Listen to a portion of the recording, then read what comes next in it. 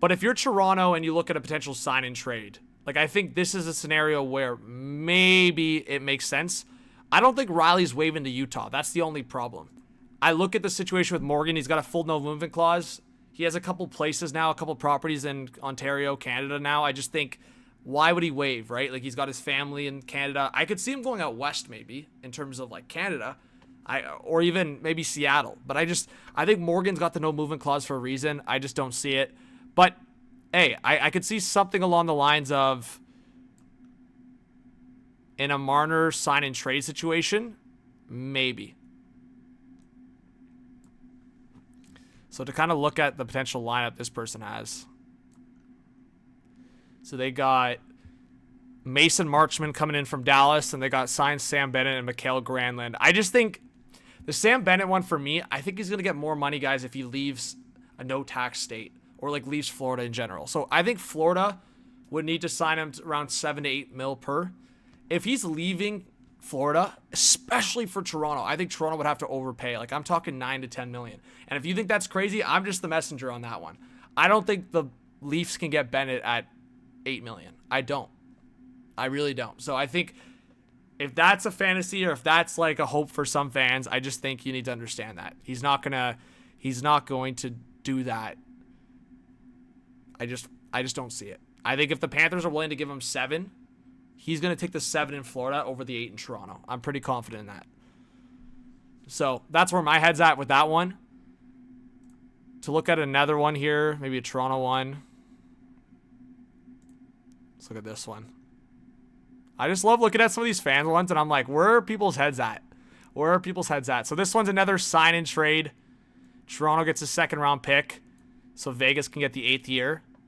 So I would imagine, again, I've heard some rumors that Mitch Marner could be a heavy target for the Panthers and Golden Knights.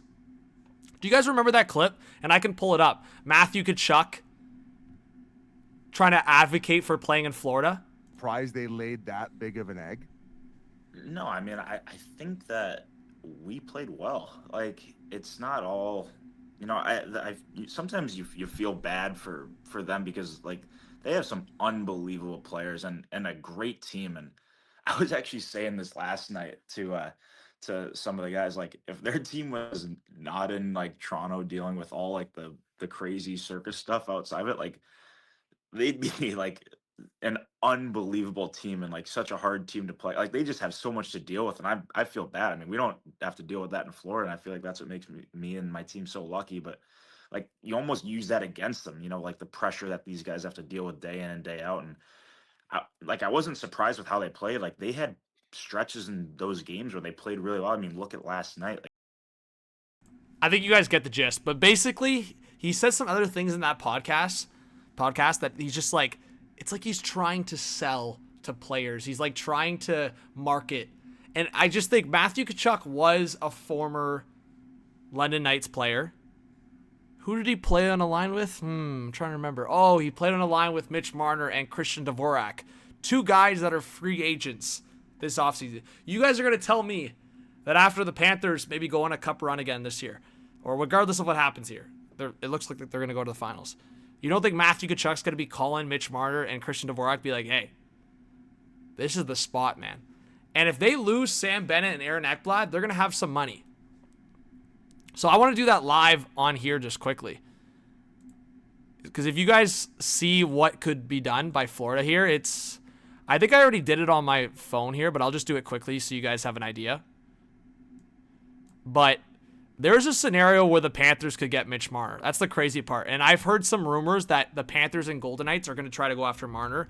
And I've heard it to the extent where Mark Stone could be a guy that's moved by the Golden Knights. Florida would be a couple smaller pieces. Like, I could see them moving like an Evan Rodriguez, for example. I could see something like that. But in this scenario, so this is what Florida's got locked in for next year. So, again, is it great? No, but they have probably what? They have $19 million of cap space with Ekblad, Bennett, and a couple other guys coming off the books. So Reinhart would be up here, obviously. Rodriguez down here. They could flip Rodriguez. So they've got most of their defense group. I don't know why Matthew Tkachuk's down here either. So they're literally only missing like 2 forward spots. To me, Florida could be a team for Marner, guys. Like I'm fully on that board. Like say they just dump Rodriguez. I don't know where he would go necessarily, but say they send him to... Say Florida makes a trade with Boston again, because for some reason they just wanted to trade with Boston. Maybe Sam Moskevich, he's from Connecticut. Maybe Sam Moskevich and Rodriguez. Maybe you get one of the cheaper options in Boston. It could be something like this. I'm giving it an example. Maybe Lysell, some depth options, something like this. Kastelic in Boston. Just an example. Get a Sam Moskevich. This is just an example, guys. I'm just saying to create some space, I should say. So there's your 4th line there. You got some more space. Then you sign Marner. And Marner, with the no-tax Panthers, would take less, obviously. So there you go. You go Marner. I think 12.5 easily. Panthers could easily get him at 12.5. I think even maybe less. But we'll say 12.5 for argument's sake. Say they get Dvorak, maybe 3.5 long term. Something like that. And they still got space. They still got 4.4 to sign a D-man. Get Dvorak in there. Maybe Boquist on that 3rd line. I even see a scenario where they re-sign Marchand, to be honest. Like, they literally could re-sign Marchand, and I would not be surprised. And they reunite the London Knights line, guys. Imagine. Verhaeghe, Barkov, Reinhart, Marner, Dvorak, Tkachuk. They literally reunite. And they have a full forward group here. And it's cap compliant. As you can see. And they would still have space. They could literally sign let's go to the defensive market here.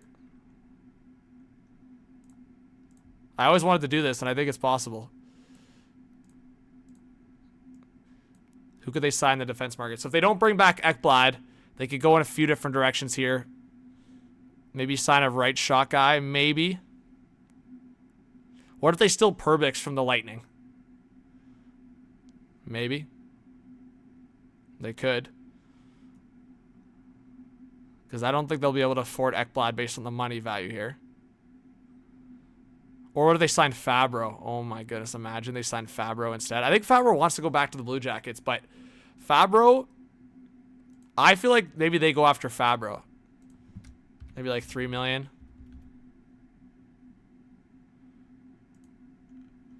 And like I said, I still think they could try to sign Marchand for really cheap if they wanted, if Marchand was down, but this is basically a full roster.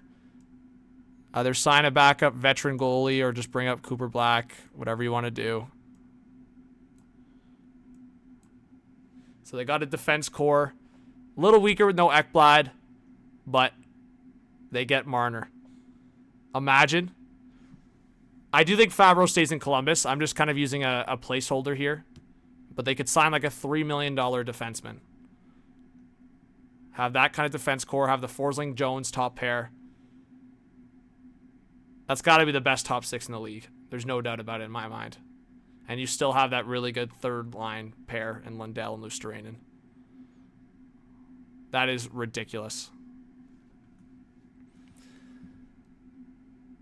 So a couple other Leaf things I wanted to show. Again, so looking at Perbix as an option. I said maybe the Panthers pick up Perbix.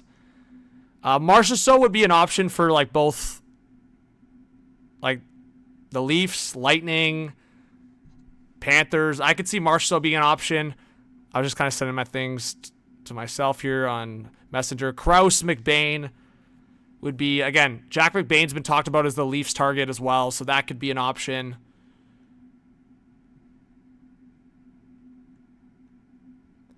William Karlsson.